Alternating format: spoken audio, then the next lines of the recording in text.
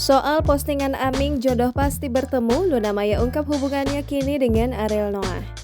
Luna Maya dan Ariel Noah belakangan jadi perhatian publik usai foto mereka bersama Aming viral di media sosial. Luna Maya santai menanggapi fotonya bersama Aming dan Ariel Noah yang viral itu.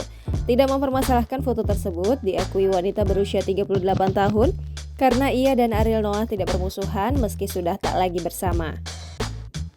Wanita kelahiran Bali 26 Agustus 1983 itu menyebut ia dan Ariel sering bertemu dalam sebuah acara tanpa direncanakan lebih dulu. Saat bertemu, wanita bernama lengkap Luna Maya Sugeng itu mengaku tidak canggung bertemu dengan vokalis grup band Noah tersebut.